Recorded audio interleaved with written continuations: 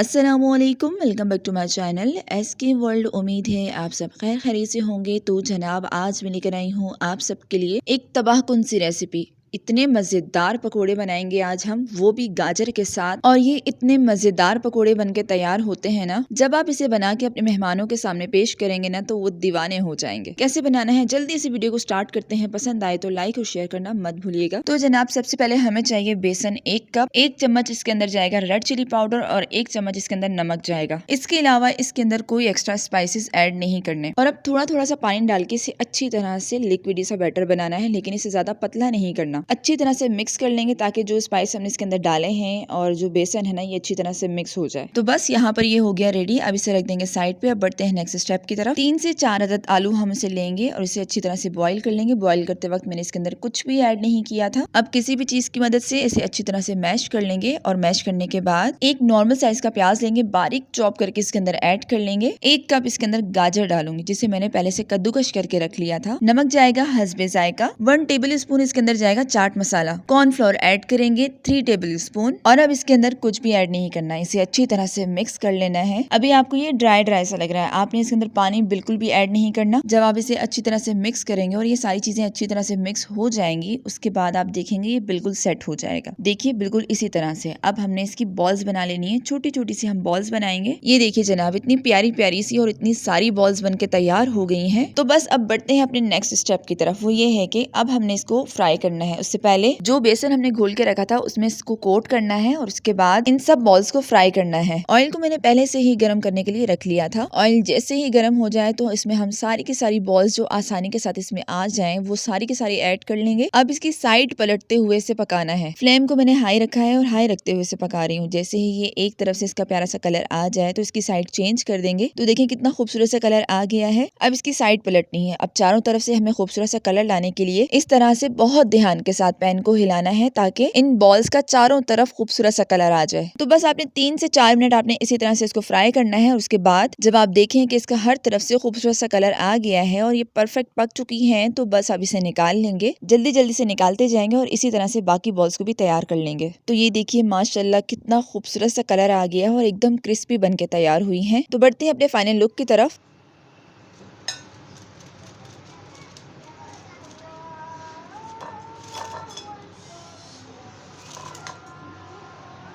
तो जनाब, मज़ेदार से पकोड़े बनकर तैयार हो गए हैं। इसकी खूबसूरती को और चार चांद लगाने के लिए इसके ऊपर थोड़ा सा हरा धनिया डाल देंगे। अब इसे मनपसंद अपनी सॉसेस के साथ या फिर चटनी के साथ सर्व करें। इसे शाम की चाय के साथ बनाएं या रमजान मुबारक के रोजों में बनाएं। इतने मज़ेदार पकोड़े बनकर तैयार होते हैं ना कि इस रेसिपी को आपने जरूर ट्राई करना है और मुझे शेयर करना है कि आपको ये रेसिपी कैसी लगी। बहुत ही आसानी के साथ और घर में मौजूद चीजों के साथ ये पकोड़े बनकर तैयार हुए हैं। उम्मीद है आप सबको बहुत पसंद आए होंगे। अगर पसंद आए हैं तो इसे जरूर लाइक कीजिएगा, अपने दोस्तों के साथ शेयर कीजिएगा और चैनल पे नए हैं तो इसे जरूर सब्सक्राइब कर लीजिएगा। साथ में लगी बेल आइकन को प्रेस करके ऑल पे क्लिक लाजमी कर दीजिएगा। इससे मेरी आने वाली हर न्यू वीडियो की नोटिफिकेशन आप तक बआसानी पहुंच जाएगी। अपना बहुत सारा ख्याल रखिएगा, मुझे अपनी खास दुआओं में जरूर याद रखिएगा। अल्लाह हाफिज, फी अमानिल्लाह।